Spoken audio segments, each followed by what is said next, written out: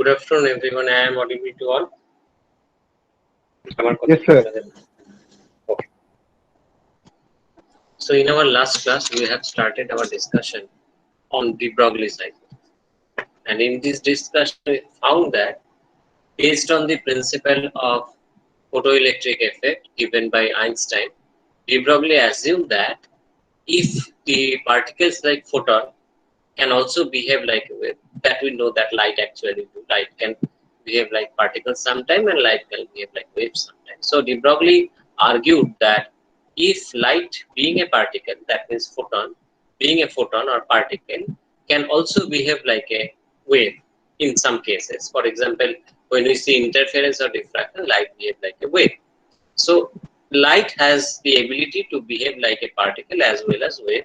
So what is wrong with other particles like electron, proton, neutron, etc. So they should also behave like a wave, and actually they do. So this was the proposal given by de Broglie in the year of 1923 in his PhD thesis, PhD dissertation. So he proposed that the wavelength lambda,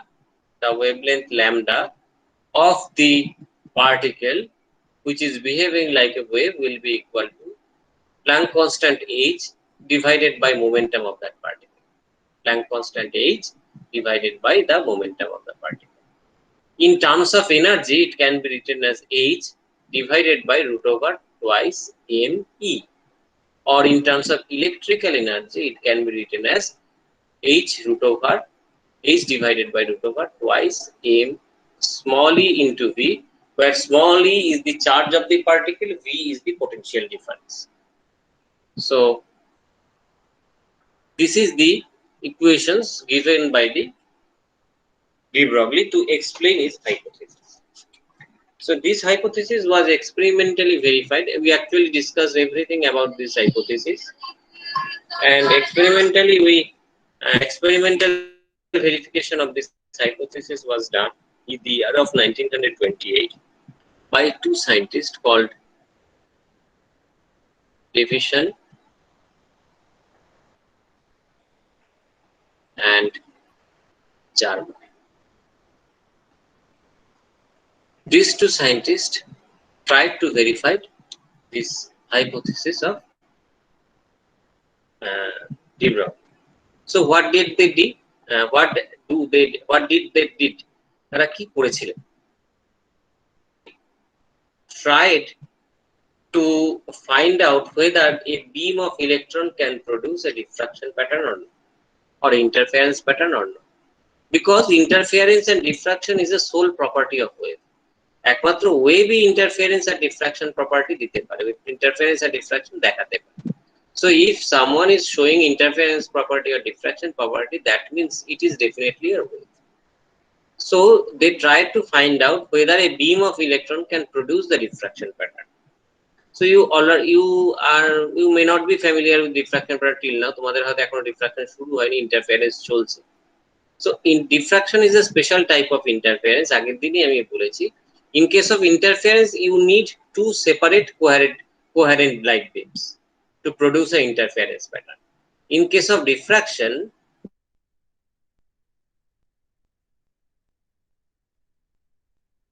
point on the wavefront of the beam can be considered as the source of secondary wavelets, and these secondary wavelets will superimpose on each other and produce a modified intensity, which is called the diffraction pattern. Diffraction pattern একটা light বিমের মধ্যে থেকে secondary ওয়েভলেট তৈরি হয়, যেগুলো একে অন্যের সাথে সুপারইম্পোজ করে diffraction pattern জেনারেট করে. So that is how diffraction pattern is produced. So the interference pattern হোক বা diffraction pattern, what happens, the intensity modifies. The interference and diffraction না থাকলে কি হতো? The intensity will be same everywhere. একটা স্ক্রিনের উপরে সব জায়গায় একই ইন্টেন্সিটি আমরা দেখতাম. But if there is a interference or diffraction pattern, we will see that somewhere the intensity is higher and somewhere the intensity is lower. That means in screen we will see that somewhere there is a bright patch, whereas there is somewhere there is a dark region. So bright dark will be alternatively appeared on the screen, that will be an interference or diffraction pattern depending on their nature. However, in this case, they actually, deviation and JAMA try to use the diffraction pattern. For production of diffraction pattern, they actually used a nickel crystal. Because if you know about a grating, তোমরা যদি জেনে থাকো ভালো, আর যদি না জেনে থাকো, let me clarify it. Grating is basically a piece of glass or any transparent medium which has series of transparent and opaque region. মানে কি রকম, একটা কাচের টুকরো নিয়ে তার উপরে তুমি এরকম লম্বা লম্বা করে কয়েকটা দাগ কেটে দিবে,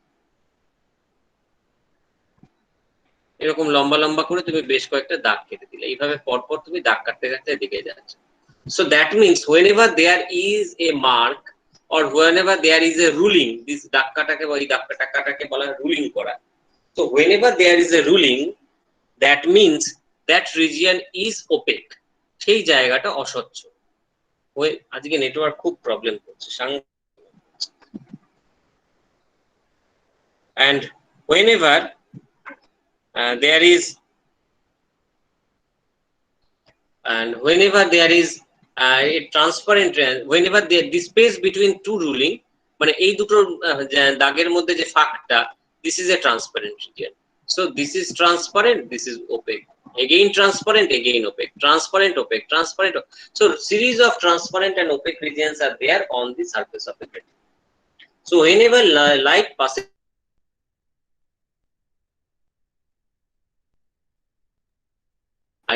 transmission grating, whatever may be, there is two type of gratings are there. যখন grating করবে তোমরা জানতে পারবে দু রকম grating হয়। So in this case we are going to use the reflection grating, but whatever may be the nature of the grating, it may be transparent or it may be reflection, either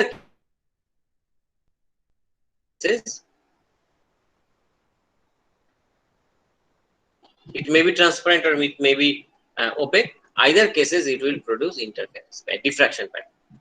So grating is a device which can produce diffraction pattern whenever light incident on it or any kind of wave incident on it. Okay. So in this case, we are going to use a nickel crystal as a grating. Ki kore? Because a crystal is something where atoms are arranged periodically.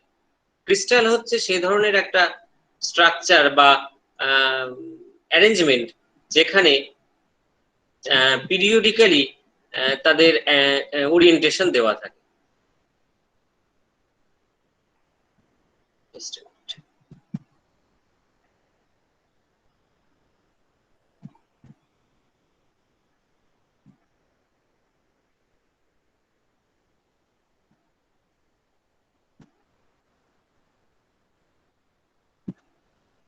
ওকে, তাহলে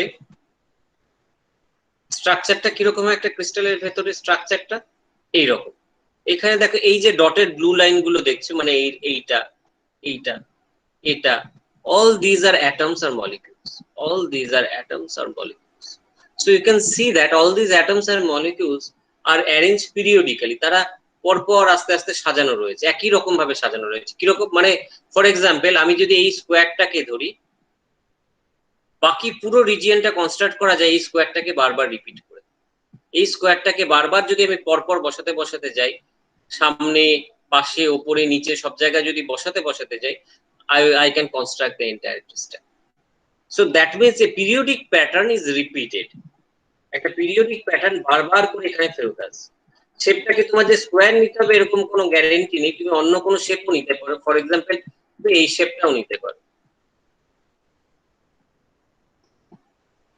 এই শেপটাকে বারবার করে repeat করো, again you can construct the crystal. এটাকে পরপর বাঁদিকে এরকম ভাবে আঁকতে আঁকতে যাও, বারবার করে বাঁদিকে ডান দিকে আঁকতে আঁকতে যাও, উপরে নিচে আঁকতে আঁকতে যাও, you can construct the crystal. So every time whatever you do, actually you will see that the entire structure is a repetitive pattern of some arrangement of atoms or molecules. Atom বা molecule গুলো repeatedly এখানটাতে বারবার করে সাজানো রয়েছে।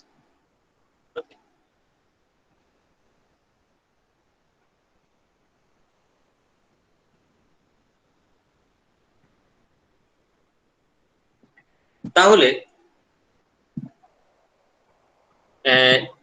এবার তুমি যে কোনো একটা ডাইরেকশন থেকে দেখো, এই আমার পিরিয়ডিক অ্যারেঞ্জমেন্ট, এই আমার ক্রিস্টালের structure. Now watch this crystal from any direction.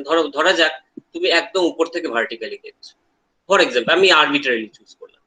তাহলে তুমি কি দেখবে, এই জায়গাটাতে পরপর পরপর অ্যাটম গুলো সাজানো আছে এই লাইন বরাবর, তার মানে this is a opaque region. কিন্তু এই যে জায়গাটা ফাঁকা, this is a transparent region. Then again atoms or molecules are arranged, so this is opaque, and again transparent, again opaque, again transparent. So all these opaque and transparent regions are repeated here. So this can be behave like a grating if you wish. তুমি চাইলে এটাকে grating হিসেবে use করতে পারো। তুমি যে শুধু এদিক থেকে দেখতে হবে এরকম নয়, তুমি এই ডাইরেকশন থেকে দেখো তাহলেও তাই। এই যে লাইনগুলো গেছে সেই লাইন বরাবর জিনিসটা ওপেক, তার মাঝের জায়গাটা দেখো transparent.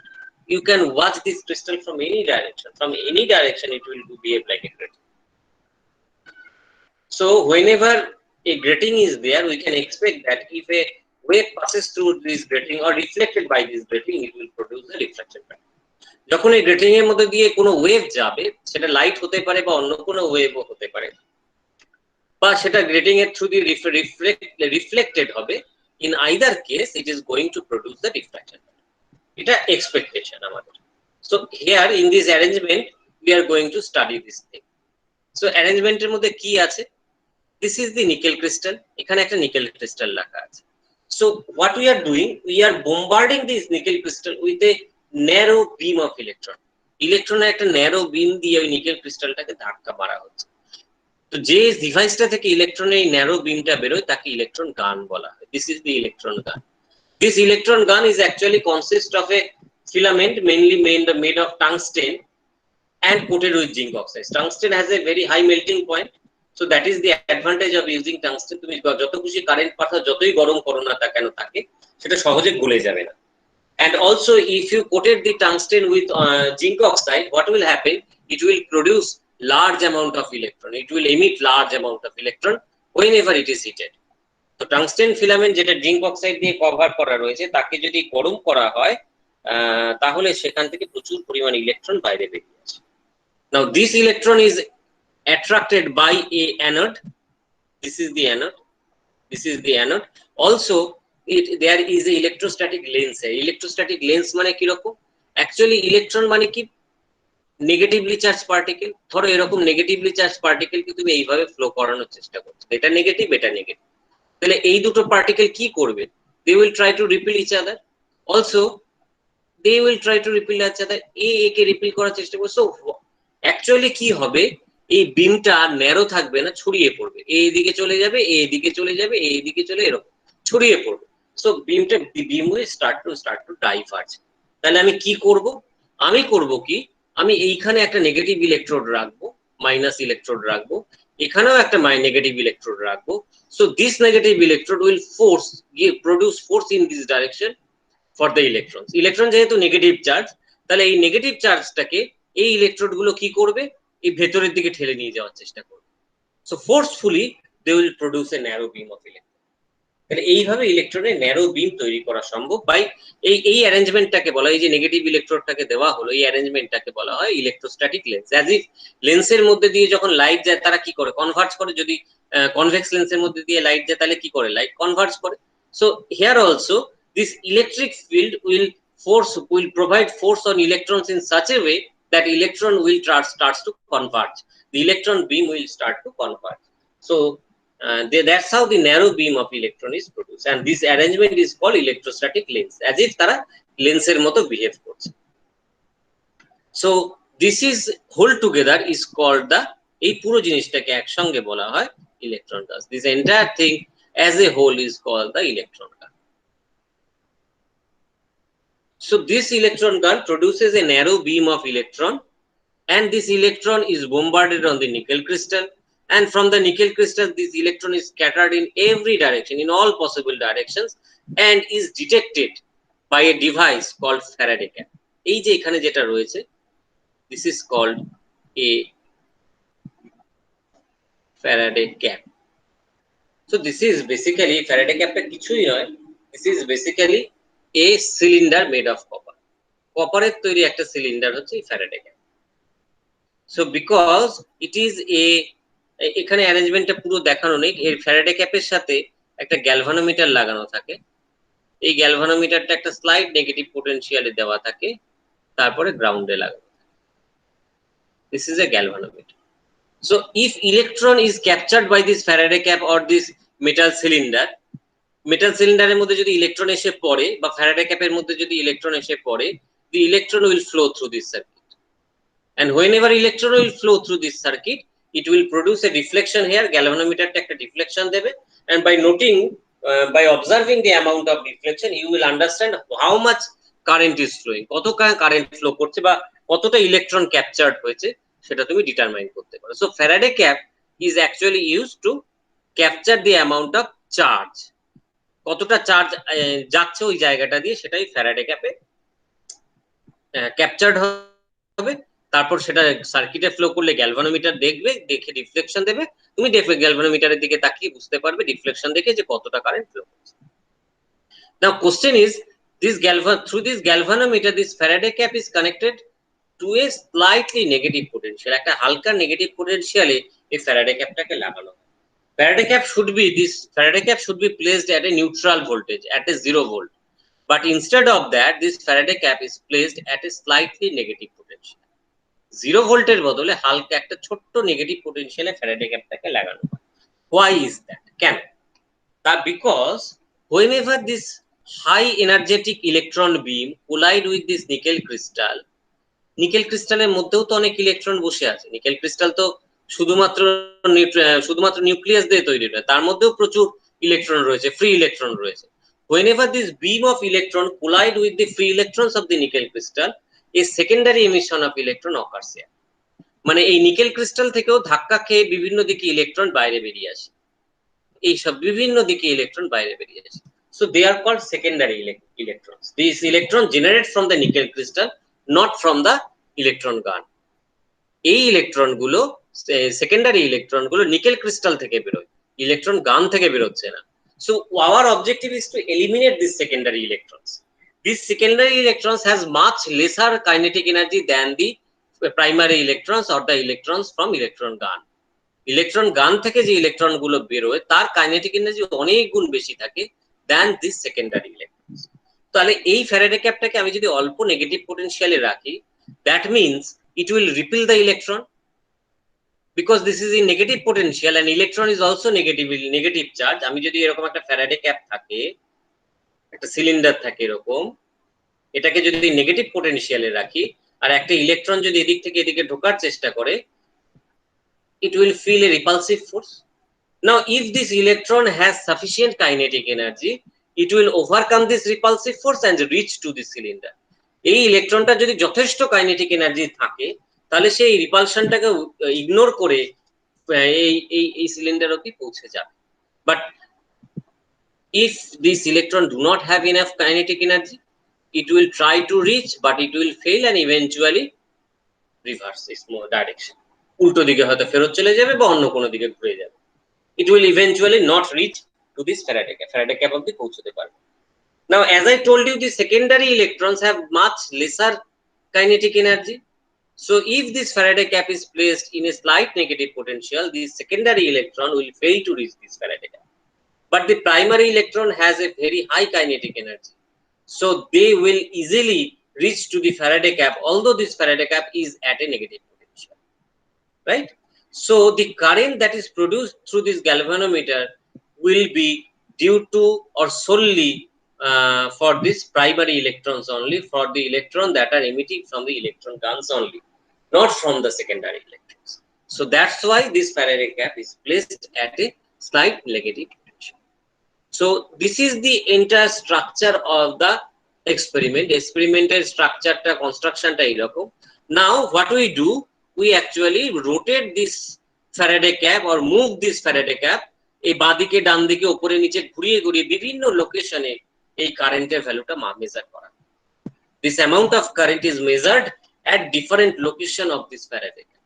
Now if there is no diffraction or interference pattern, what is the pattern of electron we should observe? we should see that everywhere the current is same. কারণ একটা দেওয়ালের উপরে যখন লাইট এসে পড়ে, আমাদের ঘরে একটা দেওয়ালের উপরে যখন লাইট এসে পড়ে, আমরা সব জায়গায় ইকুয়াল ইলুমিনেশন দেখি। হ্যাঁ, তো কারণ ওখানে ইন্টারফারেন্স রিফ্রাকশন হচ্ছে না, তাই ইকুয়াল ইলুমিনেশন দেখি। তার মানে সব দিকে লাইট সমানভাবে স্ক্যাটার্ড হয়ে যাচ্ছে, তাই ইকুয়াল ইলুমিনেশন দেখছি। সেম ইয়ার যদি ইন্টারফারেন্স বা ডিফ্রাকশন না হয়, তাহলে we should get current, we same current at every location. Faraday ক্যাপটাকে আমি যেখানেই নিয়ে যাই না কেন, সেখানেই আমি একই কারেন্ট পাওয়া উচিত আমার। But it actually do not happen. আমরা দেখি যে কোনো কোনো জায়গায় ইন্টেন্সিটিটা বেশি, কারেন্টের ইন্টেন্সিটিটা বেশি, এবং কোনো কোনো জায়গায় ইন্টেন্সিটিটা কম। So that means there is a maxima. আমাদের যে ইন্টেন্সিটি গ্রাফটা আছে তার কোথাও একটা ম্যাক্সিমা রয়েছে, and that because there is a maxima, it is obviously a diffraction pattern. Okay, so that means this beam of electron is producing a diffraction pattern. So a particle cannot produce a diffraction pattern. So obviously this electron is behaving like a wave in this experiment, otherwise it cannot produce a diffraction pattern. Diffraction is a sole property of wave. একমাত্র ওয়েভই diffraction দিতে পারে, particle পারে না। So if electron is showing diffraction pattern, that means electron is behaving like a wave. So this concept or hypothesis of de Broglie was verified by Deviation and Germer in the year of 1928. 1928 সালে এটা ওরা verify করলো। হ্যাঁ, এটা সত্যি। তো ভেরিফিকেশনটা just শুধু এরকম দেখেননি, ইট ওয়াজ মাচ মোর ইন্টেন্স। আরো অনেক কিছু এর মধ্যে দেখা হয়েছিল। কিরকম? So if I actually plot the intensity graph, intensity গ্রাফটাকে যদি প্লট করা হয় ফর ডিফারেন্ট পোটেনশিয়াল ডিফারেন্স, কার কার মধ্যে পোটেনশিয়াল ডিফারেন্স? এই ফ্যারাডে ক্যাপ আর এই ইলেকট্রন গান, এদের মধ্যে পোটেনশিয়াল ডিফারেন্স। এই বিভিন্ন পোটেনশিয়াল ডিফারেন্সের মধ্যে ডিফারেন্স দিয়ে যদি ইলেকট্রন ইন্টেন্সিটিটাকে প্লট করা হয়, এখানে যে প্লটিংটা তোমরা দেখছো এই ছবিগুলোতে, এইখানে যে প্লটিংটা দেখছো, this is a polar graph. আমরা জেনারেলি কি ড্র করে অভ্যস্ত? কার্টেসিয়ান গ্রাফ ড্র করে অভ্যস্ত, মানে একটা এক্স অ্যাক্সিস থাকবে, একটা ওয়াই অ্যাক্সিস থাকবে, আমরা এরকম কোনো একটা গ্রাফটা পাবো, তাই তো? এখানে যেটা ড্র করা হচ্ছে সেটা পোলার গ্রাফ। পোলার গ্রাফে কি থাকে? একটা আর থাকে, একটা থিটা থাকে। আরটা হচ্ছে ম্যাগনিটিউডকে বোঝায়, থিটাটা ডাইরেকশনকে বোঝায়। So in this case the intensity of the current is plotted as r, intensity of the current is plotted as r, and theta is the position of the Faraday cap. Faraday capটা তো nickel ক্রিস্টালের উপর এরকম ভাবে ঘুরছে, এই Faraday capটা তো nickel ক্রিস্টালের উপর বিভিন্ন ভাবে ঘুরছে, সেই অনুযায়ী এই ফাই বা থিটা, এই অ্যাঙ্গেলটা চেঞ্জ করছে। So this angle is denoted by theta and this r is the intensity. So if we look at the graph for 44 volt potential difference, 44 volt potential difference এ দেখবো ইন্টেন্সিটিটা স্মুথলি মোটামুটি একরকম ভাবে যেতে যেতে হঠাৎ করে এক জায়গায় বেড়ে গেল, বেড়ে আবার স্মুথলি আরেক ভাবে বাড়ছে, মানে একই রকম ভাবে যাচ্ছে। তাহলে এই জায়গায় আমি একটা পিক পাচ্ছি, রাইট? এবার যদি 48 ভোল্টে যাই, we will see the same thing, only difference is that peak is increased a little bit, পিকটা আরেকটু বড় হয়েছে। It is found that at 54 volt and at 50 degree, 54 volt potential difference এবং 50 degree angle, থিটাটা যদি 50 degree হয়, এই থিটাটা যদি 50 degree হয়, at this angle this intensity becomes maximum, and if the potential is further increased, তাহলে ইন্টেন্সিটিটা আবার কমতে শুরু। সো কোনো একটা পোটেনশিয়ালের জন্য কোনো একটা লোকেশনে কোনো একটা পার্টিকুলার অ্যাঙ্গেলে এই ইন্টেন্সিটিটা ম্যাক্সিমাম হয়। So that intensity is actually representing the intensity of the diffraction. So we see that at 54 volt and at 50 degree centigrade, the intensity is maximum. Intensity maximum. So this data can be used to find out the amount of the value of the wavelength. The wavelength বের করবার জন্য এই ডেটাটা আমরা use করতে পারি। So if we use the Planck's, if we use the de Broglie's hypothesis, we know that lambda is equal to h divided by root over twice mev. So এই ক্ষেত্রে h টা আমরা সবাই জানি, h is Planck constant 6.62 into 10 to the power minus 34 joule second. Okay, sorry, by 27 joules, 10 to the power minus 27 joule second. m is the mass of the electron. ইলেকট্রনের মাস কত? It is 9.1 into 10 to the power minus 31 kg. Okay. Electron charge E. E is the charge of the electron. It is 1.6 into 10 to the power minus 19 coulomb. And V, এই ডায়াগ্রামটা যদি ধরি, এই 13 নম্বরটা যদি ধরি, এটা যদি ধরি, V কত নেওয়া হয়েছে? 54 ভোল্ট নেওয়া হয়েছে। So if we put all these values here, এখানে যদি এই সমস্ত ভ্যালুগুলো বসিয়ে দেওয়া হয়, we will get 1.67 Armstrong. এখান থেকে যে ওয়েভলেন্থটা পাবো, সেই ওয়েভলেন্থটা হবে 1.67 Armstrong. ওয়েভলেন্থ পাওয়ার, ডিফ্রাকশনের ওয়েভলেন্থ পাওয়ার আরেকটা ফর্মুলা রয়েছে ইউজিং ব্র্যাগস ল। ফ্রম ব্র্যাগস ল, তোমরা যখন ডিফ্রাকশন করবে ব্র্যাগস ল শুনবে, আপাতত শুধু জেনে নাও, from Bragg's law the wavelength lambda is equal to d 2d sin theta. From Braggs law, the wavelength lambda is equal to 2d sin theta.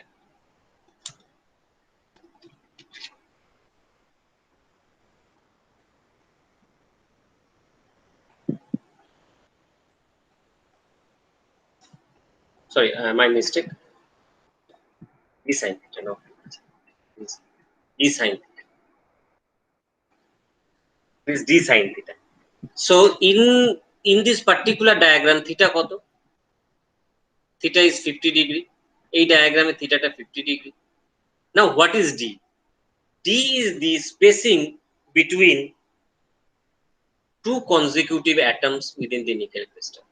Nickel crystal এর দুটো consecutive atom এর মধ্যে যে ডিসটেন্সটা, সেইটাকে d বলা।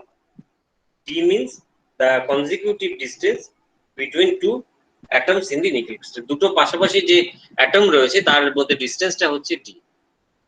So this d, বা actually দুটো প্লেনের মধ্যে, অ্যাটম বললে ভুল হবে, দুটো প্লেনের মধ্যে, এইরকম দুটো প্লেনের মধ্যে, এটা একটা প্লেন, এটা একটা প্লেন, এরকম দেখো লাইন যেগুলো গেছে সেই দুটো প্লেন, তো তাদের মধ্যে ডিসটেন্সটা হচ্ছে d. ফর নিকেল, নিকেলের ক্ষেত্রে এই d এর ভ্যালুটা হচ্ছে 0.91 অ্যামস্ট্রং, রাইট? তাহলে এই ভ্যালুগুলো যদি এখানে আমি বসিয়ে দিই, finally we will see that this lambda comes as 1.65 Armstrong. So these are very close. The value of the wavelength we get from Bragg's law and the value of the wavelength that we get from de Broglie's hypothesis are very, very, very close to each other. So that means this entire thing verifies the de Broglie's hypothesis. এই পুরো জিনিসটা de Broglie's hypothesis কে verify করছে. So is this clear to all of you?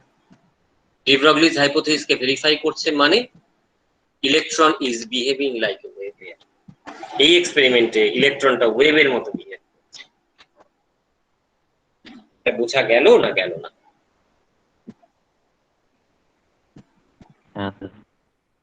Yes sir. হ্যাঁ sir.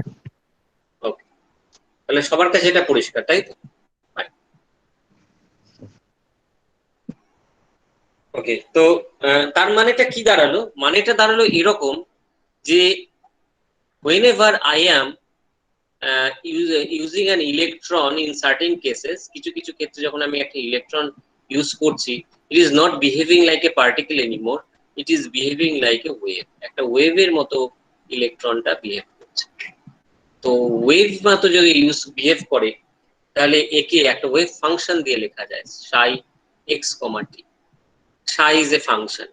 যদি কোনো ওয়েভকে কি দিয়ে লেখা হয়, কোনো কন্টিনিউয়াস জিনিসকে কি দিয়ে লেখা হয়? ফাংশন দিয়ে লেখা হয়। পার্টিকেল ডিসক্রিট জিনিস, ওয়েভ কন্টিনিউয়াস জিনিস। তো কোনো কন্টিনিউয়াস জিনিসকে কি দিয়ে লেখা হয়? ফাংশন দিয়ে লেখা হয়। তো ওয়েভও নট নেসেসারিলি সবসময় কন্টিনিউয়াস হবে, কোথাও কোথাও ডিসক্রিট হতেই পারে, কিন্তু ওয়েভকে এরকম একটা ফাংশন দিয়ে লেখা হয়, ফাংশন ওভার এক্স অ্যান্ড টি। যদি 3 ডাইমেনশন হতো তাহলে এটা হতো function psi of x, y, z and t. T is the time. X, y, z and t. T is the time. X, y, z are the position coordinates. Okay. তো এইটার একটা সুবিধাও আছে, কিছু সুবিধাও আছে। বিভিন্ন জায়গায় আমি তাহলে ওয়েভ ফাংশন দিয়ে প্রবলেম সলভ করতে পারবো, সেটা আমরা পরে দেখবো। কিন্তু এর কিছু অসুবিধাও আছে। অসুবিধাটা কি বলবো? অসুবিধা দেখো বলা ভুল। This is the reason why we cannot measure anything with 100% accuracy in the subatomic world. মানে ইলেকট্রন প্রোটন নিউট্রনের জগতে আমরা কোনো জিনিসকে 100% অ্যাকুরেসি দিয়ে মাপতে পারি না, because they actually behave like. তার মানে আমি সোজা কথা বলতে চাই যে এই পার্টিকেলটাকে যদি আমি ওয়েভ হিসেবে ভাবি, say this is position A, this is position B, তাহলে এই পার্টিকেলটা এ থেকে বি এর মধ্যে যে কোনো জায়গায় থাকতে পারে, because this is a wave now. This is not a particle anymore. This is not a point anymore. This is a wave. So if this is a wave, it can exist anywhere between from point A to B. তার মানে you cannot measure the position with 100% accuracy. তুমি exactly positionটা মাপতে পারছো না। You can measure, but you can measure with a uncertainty. তুমি যা measure করবে তার সাথে একটা আনসার্টেনিটি থাকবে। That uncertainty of position is generally denoted by delta x. Delta x is called the uncertainty in measuring the position.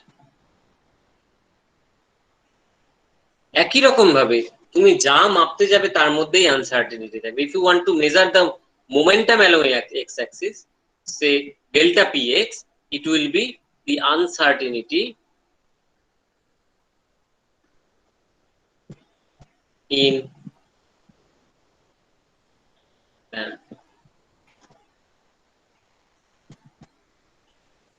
measuring the momentum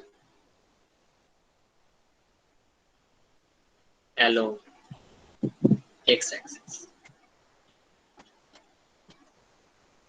এরকম ভাবে তুমি যে প্যারামিটারই মাপতে যাও না কেন, সব প্যারামিটারের জন্যই you will get some uncertainty, because it is not a particle anymore in the subatomic world.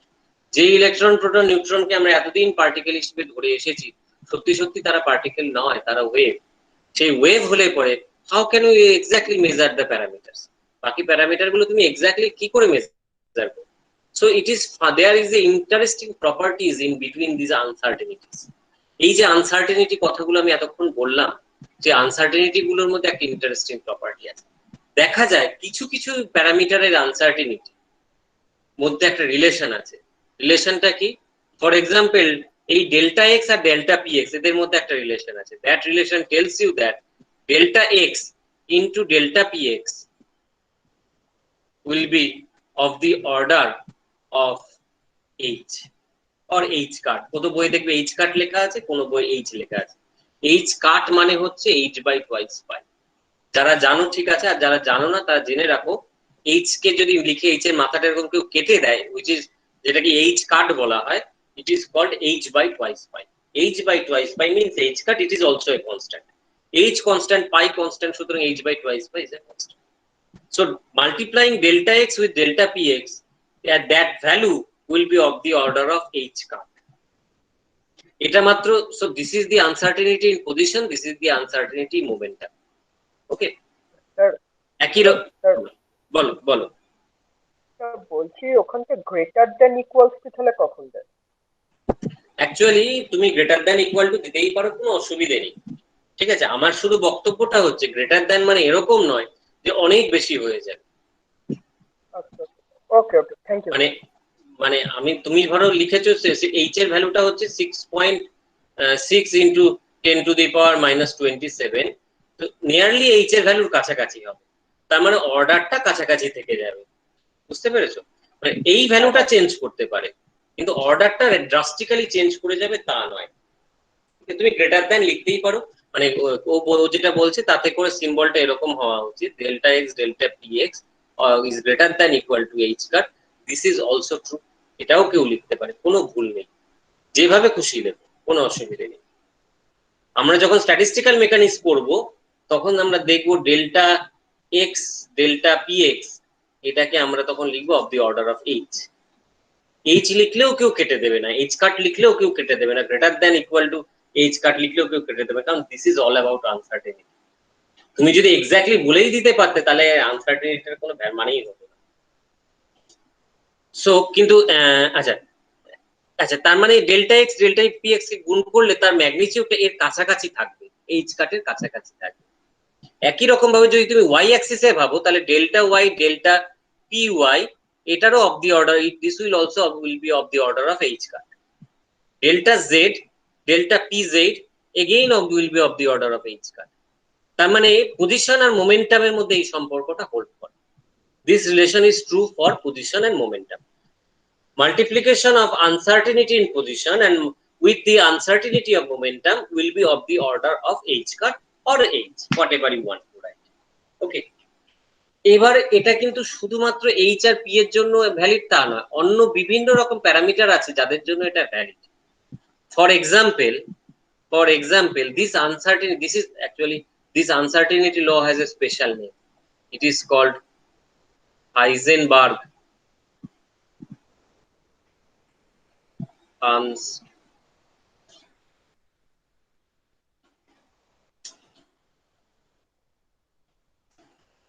this is called Heisenberg uncertainty principle. This is called Heisenberg uncertainty principle. So Heisenberg uncertainty principle থেকে আমরা পাচ্ছি কি, আমরা একটা জিনিস পাচ্ছি, delta p into delta x will be of the order of h cut. কেউ যদি greater than equal to লিখতে চায়, he is welcome to do that or she is welcome to do that. Okay, তাহলে এটা আমরা একটা পাচ্ছি। এছাড়া এই একই ধরনের রিলেশন হোল্ড করে আরো কিছু প্যারামিটারের জন্য। For example energy and time, delta E into delta T will be of the order of h cut. অর্থাৎ if you want to measure the energy and if you want to measure the time of flow or time of movement of a particular particle in the subatomic scale, the uncertainty in measuring the energy and the uncertainty of measuring the time, their product will be of the order of h. This is also true for angular momentum and angular displacement. Delta L into delta theta will be of the order of h. P মানে কি বলেছি? Momentum. x মানে কি বলেছি? Position.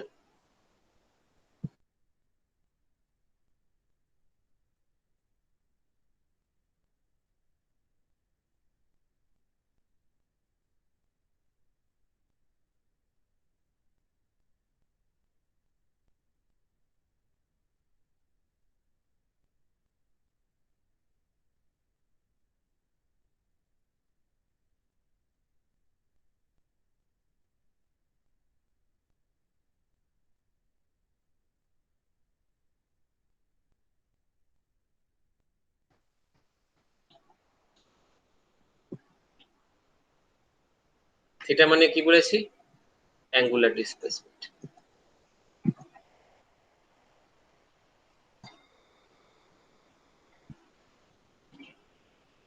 So this momentum position, these are a pair which gives you this which is valid for Heisenberg uncertainty principle. E and T is a pair of parameters which also applicable for Heisenberg uncertainty principle. Angular momentum and angular displacement is also applicable for Heisenberg uncertainty. এরা সবাই applicable. Okay? কিন্তু P এর সাথে T এর মধ্যে এই relation হবে না। পি আর টি কে যদি আমি নিই এই রিলেশন পাবো না, বা অন্য যে কোনো পেয়ারের মধ্যে আমি এই রিলেশন পাবো। So these pairs are called canonically conjugate. They are called canonically conjugate. Canonically conjugate হতে গেলে তোমাকে একটা ম্যাথমেটিক্যাল প্রপার্টি স্যাটিসফাই করতে হবে। কি ম্যাথমেটিক্যাল প্রপার্টি? সেটা হচ্ছে পি এর উপরে তুমি যদি ফুরিয়ার ট্রান্সফরমেশন করো, পি এর উপরে তুমি যদি Fourier transformation is a mathematical operation, যেরকম plus is a mathematical operation, minus is a mathematical operation, differentiation is a mathematical operation, integration is a mathematical operation, just like that Fourier transformation is a mathematical operation. তোমাদের Fourier transformation ম্যাথসের সিলেবাসে আছে, তোমরা পরে শিখবে, এই মুহূর্তে জানার দরকার নেই কি জিনিসটা, কিন্তু হয় সেটা জেনে রাখো। If we apply Fourier transformation or momentum P, we are going to get x. আবার x এর উপরে কেউ যদি ফুরিয়ার ট্রান্সফর্ম করে again he will get back. একই রকম ভাবে e এর উপরে কেউ যদি ফুরিয়ার ট্রান্সফর্ম করে he will get the t, and t এর উপরে কেউ যদি ফুরিয়ার ট্রান্সফর্ম করে সে পাবে হচ্ছে e। একই রকম ভাবে l এর উপরে ফুরিয়ার ট্রান্সফর্ম করলে থিটাকে পাওয়া যাবে, থিটার উপরে ফুরিয়ার ট্রান্সফর্ম করলে l কে পাওয়া যাবে। So this Fourier transformation operations thing is satisfied, then this pair of parameters are called canonically conjugate. যে প্যারামিটারকে যে ভ্যারিয়েবলের উপরে ফুরিয়ার ট্রান্সফর্ম করলে অন্য একটা ভ্যারিয়েবল পাওয়া যায় এন্ড ভাইস ভার্সা হয়, সেই ভ্যারিয়েবলের পেয়ারকে বলা হয় ক্যানোনিক্যালি কনজুগেট। তাহলে কোয়ান্টাম মেকানিক্সে আমরা যে জিনিসগুলোকে মেজার করি সবসময় মনে রাখবে দে আর অপারেটর অ্যাকচুয়ালি। মানে কোয়ান্টাম ফিজিক্সে যে জিনিসগুলো আমরা মেজার করি, যেমন ধরো মোমেন্টাম, যেমন ধরো energy, time, position, all these things are actually an operator, so এরপরে আমরা দেখব এই পজিশনকে, এই জন্য আমরা x এর মাথায় এরকম একটা ক্যাপ দিয়ে লিখবো, মোমেন্টামের মাথায় ক্যাপ দিয়ে লিখবো, ই এর মাথায় ক্যাপ দিয়ে লিখবো। সো ক্যাপ থাকা মানে হচ্ছে they are operator, they operate on the wave function and gives you a value. মানেটা কিরকম দাঁড়ালো? মানেটা হচ্ছে তুমি ধরো মোমেন্টাম মাপতে চাইছো, কোন একটা পার্টিকেলের মোমেন্টাম মাপতে চাইছো, সো ইউ আর ডিস্টার্বিং দি সিস্টেমটাকে তুমি দেখছো, মানে একটা ফোটন দিয়ে ধাক্কা মারছো and you are observing the entire scenario within the system. That means you are actually disturbing the system. So whenever you are disturbing the system, you will get a certain state, একটা particular value momentum তুমি ধরো p1 পাবে।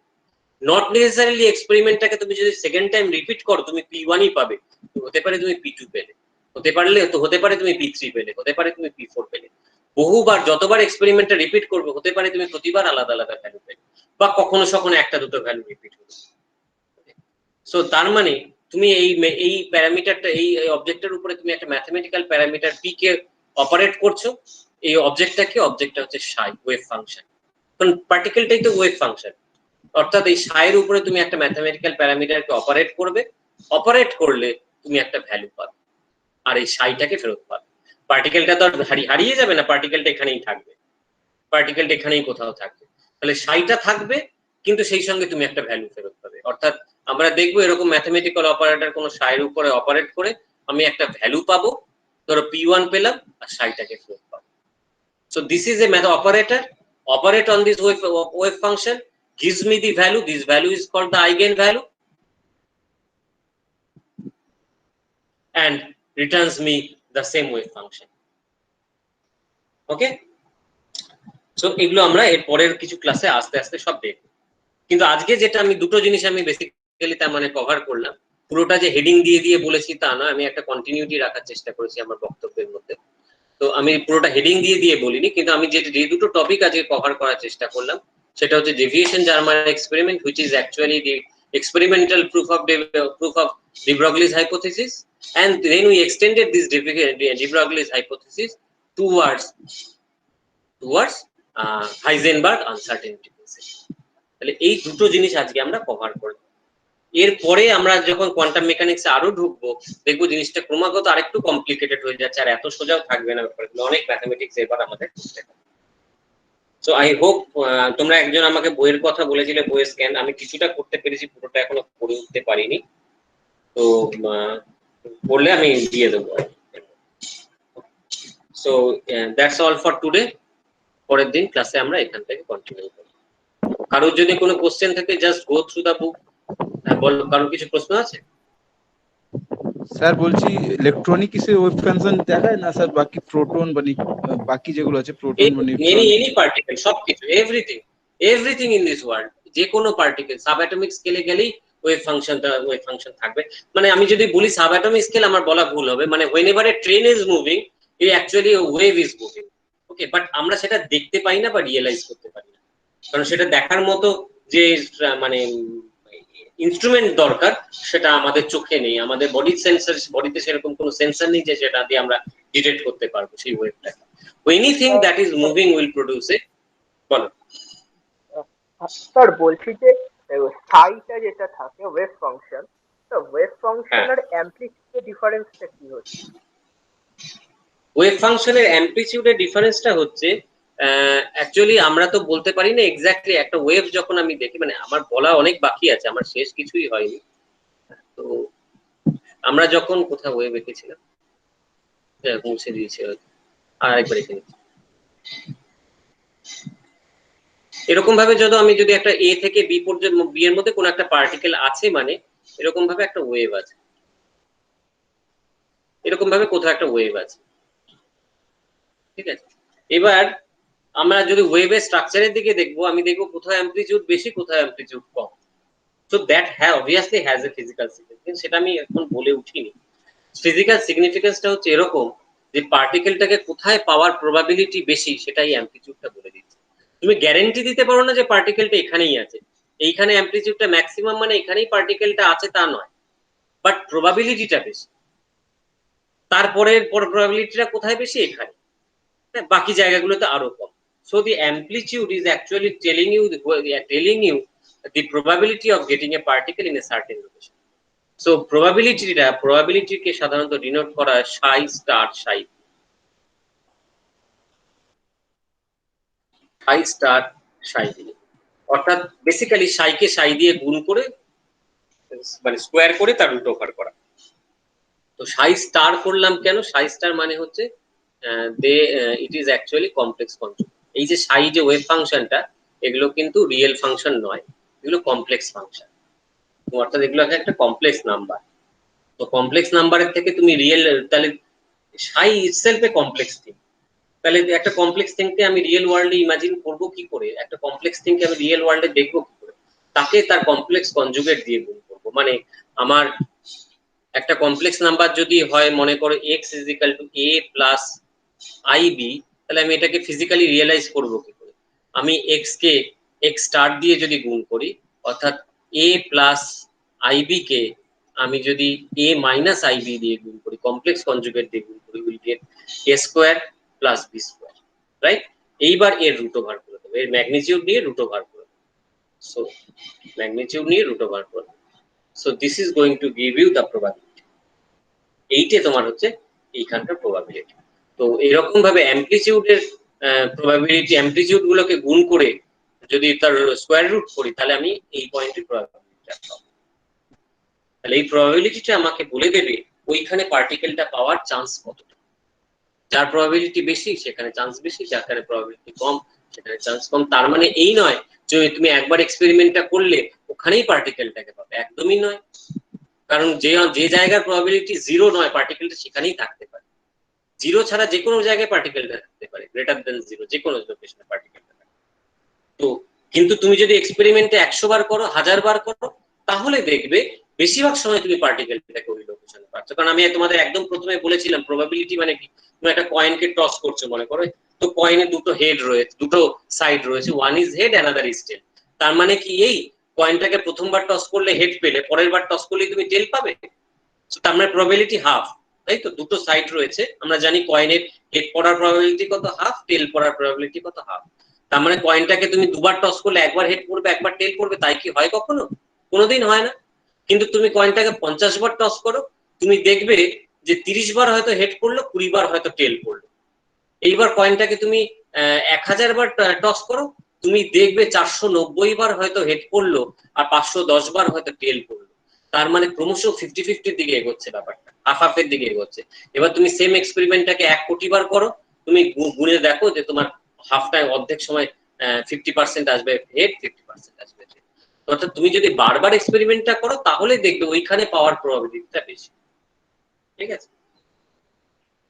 So তোমরা একবার একটু যা দেখালাম, যা যা বললাম, সেটা একবার বইয়ে উল্টে দেখো, আশা করা যায় বুঝতে পারবে। যদি বুঝতে না পারো তাহলে পরের দিন ক্লাসে জিজ্ঞাসা করো, আমি আবার ক্লারিফাই করার চেষ্টা করব। ওকে, so thank you everyone for participating.